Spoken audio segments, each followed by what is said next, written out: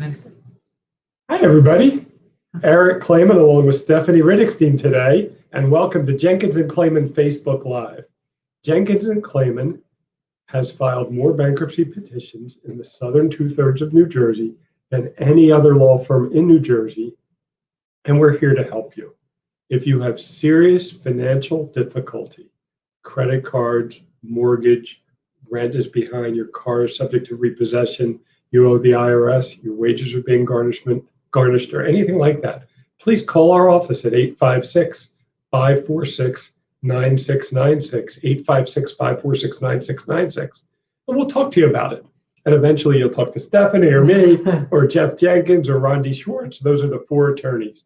And remember, as we always try to tell you, before you consult with an attorney about a bankruptcy issue, make sure that the law firm you're speaking to has attorneys who handle bankruptcy all the time, and there are more than one attorney in the office, because it's very, very important that the attorneys have the opportunity to speak to each other, consult with each other. They've seen what's going on. And if something happens to the attorney, you don't want to be stuck in a situation where that one attorney is no longer there. Stephanie, today we're going to talk about some issues. What's interesting, Stephanie and I have worked together so long at this point. And when Stephanie started, she was married, no children. Now her boys are in middle school already. But even though we've worked together for that long, we're not going to be in complete agreement over everything in this discussion, because we're going to be talking about how to help people who have financial difficulties. And there's more than one way to help people. Absolutely. There's many, numerous ways that we can help you and get yourself financially stable and set financial goals for 2021. 2020 was kind of a little difficult for a lot of people. So we're going to try to help you guys through this, navigate these uncharted waters and see if we can help you get financially stable in 2021. Right. It's still January, but I guess in January 2020, had you set some goals in mind, it was a little bit difficult to meet every goal last year, wasn't it? I would think so. I think so for most, for sure. We have our eyes open in 2021. It'll be a little better. And we're recording this live in January, so it's still the first month of the year, so we can give you some good ideas. And just by the way, if you are tuned into Facebook, you can send us questions and we can see the chat and we'll try to answer them as we go. Stephanie, so if a person calls you, not everyone we recommend for bankruptcy, right? Absolutely not. And like you and I have said for many years, we're in the business of bankruptcy. However, if it's not working for you, it's not going to work for you, it's not appropriate, we will certainly send you on your way and try to help you as best we can in other areas, and either refer you to another attorney if you need something, someone in a different area of law, or we can help you and see why you don't need it.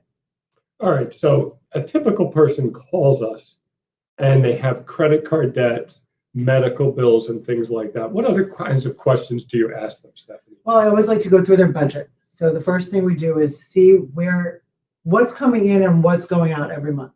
And then we can see what they can afford and what they can't afford. Because as you know, there's two different kinds of bankruptcies, and that would also determine what bankruptcy they'd be eligible for if they needed one. Where do you always start? I think you're right. I always try to understand the family size. It's interesting. I always want to know. That's good. Yeah. Let's say you would call. I'd say, Stephanie, okay, who lives with you? Because that makes a big difference in priorities. For instance, a single person may be more apt to say, you know what, I can move from my apartment. While someone in your situation with three little boys, it's a little more difficult. Yeah, we're a little more set in our ways, and it's harder to move, and we're established in the community with school and whatnot. It's a little bit more challenging. I think that's a great place. Maybe I should incorporate that more in the beginning of my initial consultation, just to see, because then that would make a difference in their budget as well, knowing how much they need for food, clothing, utilities, and how much their utility bills typically should run. But Stephanie, of course, you're right. The budget is so important. You know, in doing a budget, there's two sides to a budget, right? There's the income coming in and the expenses going out. And I just read in New Jersey, we're tied for California for 9th place and the highest percentage of unemployment in the United States at 8.1%. And of course, it's not surprising. We have the casino industries. We have a lot of restaurants and other entertainment venues that have been just hard hit. Really hard hit. So we understand when you call us, if you're behind with your bills, some of it is just, it's out of your control. And there's just no way to really come back from it. And that's why sometimes we do recommend the Chapter 7 or Chapter 13 bankruptcy after we review it, to see that there's no wiggle room. There's no way to make that extra payment to a credit card or to catch up on that car loan or the mortgage or the rent. If it's not there, with unemployment, sometimes it's very difficult to increase your income if you've been unemployed for a substantial period of time, which a lot of, as you're saying, a lot of people in New Jersey have. Right. So, okay, so you and I both more or less do the same thing. We figure out the family size as related to the budget. So after the budget, and what do you do? What else do you ask them, Stephanie? I also, so we look at their fixed expenses. We see what they're behind on. We need to see where you are with your expenses, how far behind you are, to determine whether or not it's physically possible, like I said, to catch up, or whether or not there's other avenues. I also like to check their living situation. Often to see if they own a house, if they have a lot of equity in the house, even though they're struggling financially. Sometimes that becomes a difficult step to overcome in a bankruptcy when they have too much equity in their house. Right. It's also a way out without filing bankruptcy. Certainly, oftentimes if you have too much equity, then you can refinance and maybe avoid filing bankruptcy and have a longer period to pay it off and you're debt. Right. Our bankruptcy plans are typically 5 years, and if you're willing to incur more debt against your home, it can be a 30-year payout, which can make things a little bit more. And right now the interest rates are low, so it's not a bad option if that's available to somebody. I also always ask about their situation with the IRS or the state of New Jersey. That's important. Because sometimes we might be okay in other areas, but then that's something that we can really help you with because we can stop penalties and interest from accruing when we file the bankruptcy. So I think that's always to know if they're up to date on their tax returns. That's very important. And most of our clients, I do think, are married couples with children. And what happens is before you have that first child, you're playing house. And then you have the first child and you're sharing responsibilities. It's fine. Once you get that second child, everything changes, or third. And your expenses really go up, especially if you're working and you have to pay for childcare, or you have to figure out a way to feed and clothe, and it's a big expense that we think we're all prepared for until it actually happens, and your child keeps growing, and the clothes, they keep needing more new clothes, and it becomes a process. That's why it's a good moment for us to remind people that this is all we do for a living, and we've heard these stories for years and years. And we're not judgmental. Don't hesitate to call us. We'll just speak to you as we've spoken to literally thousands of people and help them in New Jersey get out of this, whether it is a bankruptcy, as we're talking about, or another or not. Right. There's many ways that we can help you, and you see the phone numbers right on that. We've upgraded the Facebook since you left. Oh, yes. Isn't that nice? I like that. I do. I think another important thing to do is always to check your credit periodically. That's good advice, Stephanie. Most people don't pull their credit report on a regular basis, but I just read that the CARES Act is allowing you to get a free credit report every week from now through April 2021. You can go to annualcreditreport.com. www. HTTP // Really dating ourselves.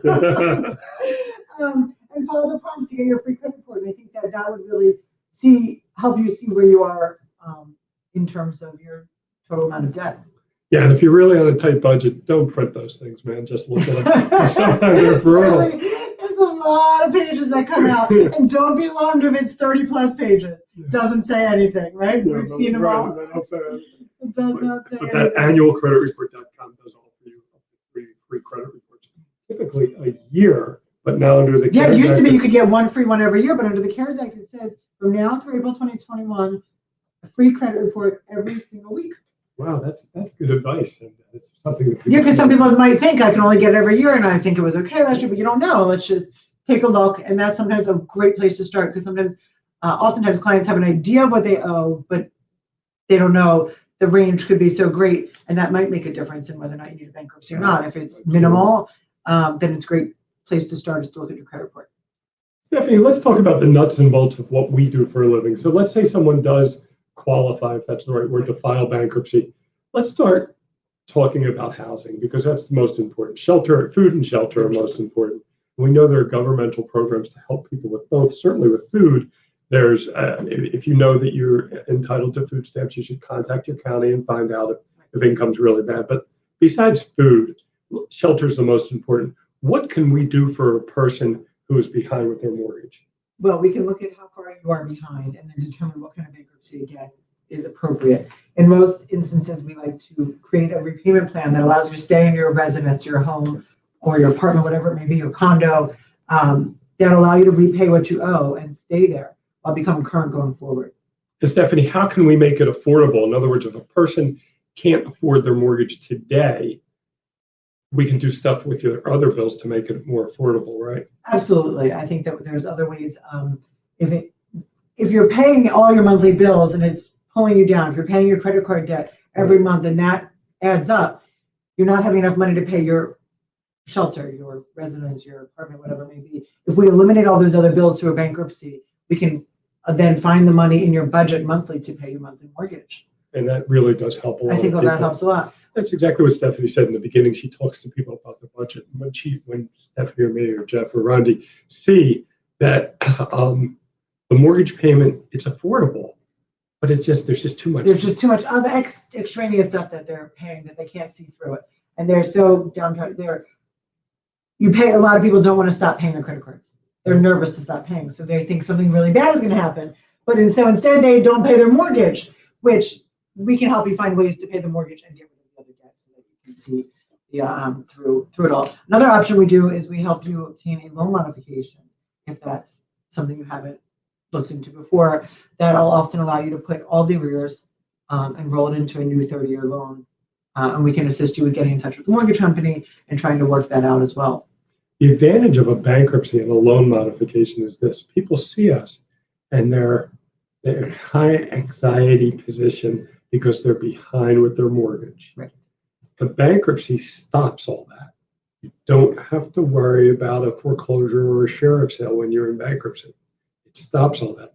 Then it allows you an opportunity to drink some iced tea, Take a deep breath, get a good night's sleep, feel a little bit better, and then you can see clearly as to how you're going to get out from underneath this because you know that they're not breathing down your neck. No one's coming for your house. Exactly. And that's a huge stress reliever to know that they're not coming tomorrow. So Stephanie, we keep talking about the budget. And one thing we can do that we don't talk about a lot during our podcasts, these podcasts, no, these are Facebook Live, kind of like a podcast, during these Facebook presentations is we can help the budget even if someone wants to keep their car by what we call stretching out the payments or cramming down the loan. Absolutely. Why don't you talk a little bit about doing that? So oftentimes we like to know when going through the budget, I often ask, what's your monthly car payment? What kind of car, your make and model? Then the next and most important question is, when did you get the car? Yes. And then after that, I like to know if they have an idea what their interest rate is. Oftentimes, car loans have very high interest rate, anywhere from 18% and up. And we try to find a way to reduce that interest rate. Oftentimes, if you've owned the car over almost 3 years, then we can take the balance of the loan and pay that back over a period of 5 years, making it much more manageable. So if you start out with a $600 a month car payment, plus you have $1,000 in other credit card debt, it's becoming daunting to pay it all. We can take that $600 a month car payment and those credit card bills and maybe even stretch it into a much lower payment over 5 years and get rid of all the credit card debt. And keep the car. And keep the car, exactly, most important. So we can reduce the interest rate and we can pay the loan in full through the bankruptcy, alleviating an extra payment that you would have to make. So you make the one monthly payment to the trustee, who will then disperse it on your behalf to your car company and whoever else we set up through your plan. And no car repossession during that time. Absolutely not. So that's another huge benefit of filing the bankruptcy. If you're behind on your car payment, as soon as you file the bankruptcy, it stops the car company from coming to repossess your vehicle, which is a great. See a little more of you, Stephanie. I don't think we got your shoulder there. I'm so sorry. Get a little closer. So I think that that's a huge benefit as well, as it stops foreclosure. It also stops car repossession. So if you're behind a month or 2 or 3 or more on your car, this is an option for you in a way to save your car. If you need to get that to and from work, this is something that's really going to help you save your job, get rid of your credit card debt possibly, and pay back your car loan over a longer period of time. It's really something.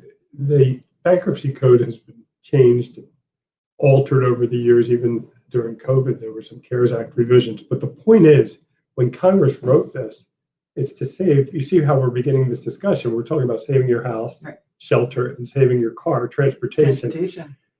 credit cards are a low priority when Congress wrote the bankruptcy code. They want you to save your house and if necessary, if appropriate, save your car. And that's what we do, or bankruptcy plans where people will save their house and save their car. And maybe the credit cards don't get paid back. And it allows you an opportunity to take a deep look at your budget and see that you can afford this. And you can afford food as well, because if we're eliminating some other things, then you can allot more of your budget to other areas.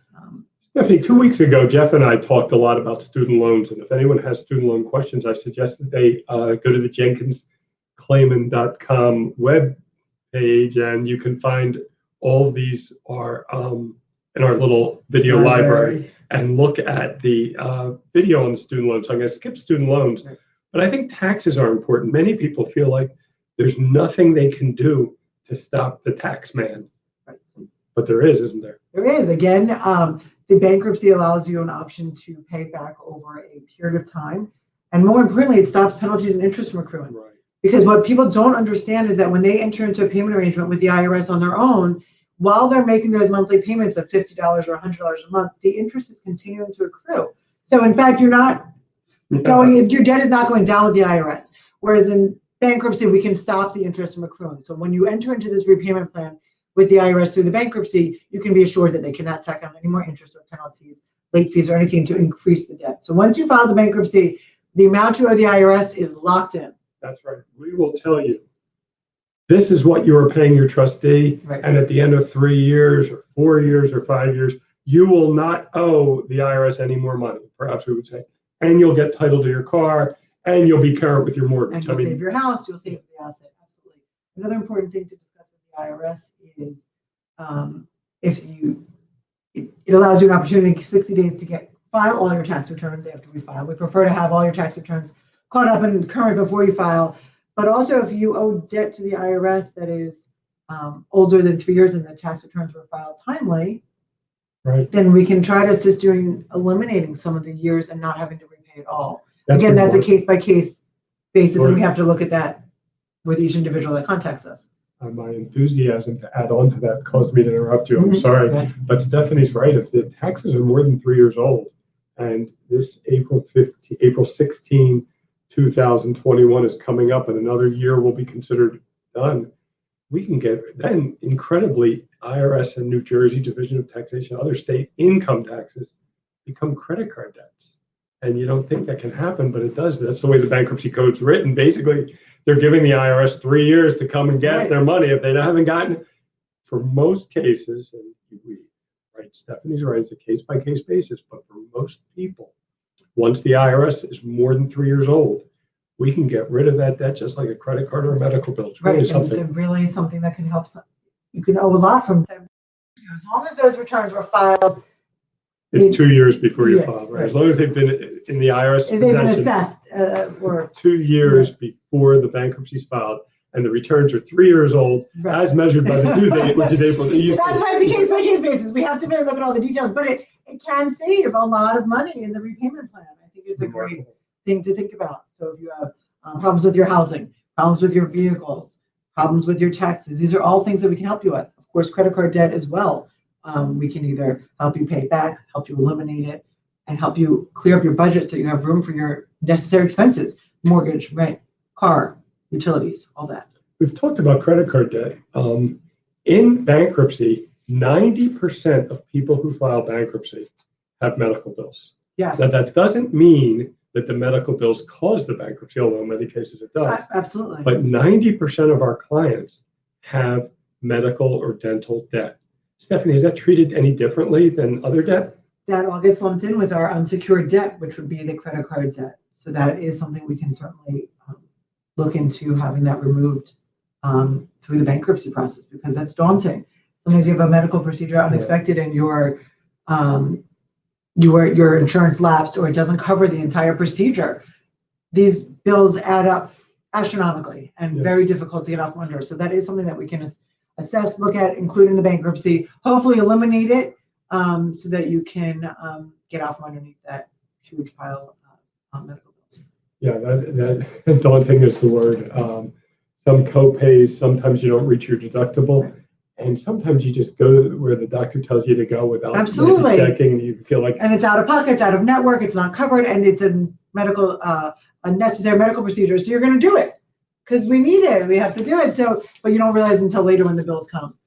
Often we have a lot of clients who can get charity care, but that doesn't always cover the entire. no, it's interesting. The hospitals will give you charity care, and sometimes it's $50,000. Right. But you still owe the surgeon and the anesthesiologist and the ambulance. Those don't go away. No, it's so much money. But those are something we can help you with.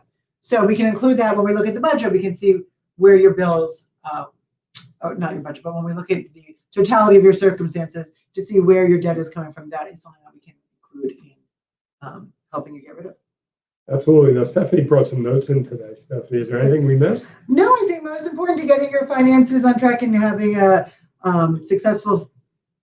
financially successful 2021 is just to really take a look at your budget, see what you're paying. I think another important thing is to automate everything. Make sure you have your That's good advice. Things coming out of your bank account right away. So if they're getting paid at first, and then you can see what's left over at the end of the month. So I would start with making sure your paycheck is direct deposit, and then you can set up auto bill pay for some of your bills, and so that those important bills get paid first priority, and then you can really take a look and see what's going on after that. Of course, if you start doing the math and it just doesn't work, there's something and that happens. Absolutely, I think there's a lot of fixed expenses, and then there's just sometimes not enough to pay all the fixed expenses, and that's where we can come into play and help you try to look at the budget and see what we can advise you. Well, I think we're going to wrap it up. I hope people got something out of this. I learned from Stephanie a lot of stuff, so I hope you did as well. So remember, if you're having financial difficulty, you can give us a call at any time at 856-546-9696.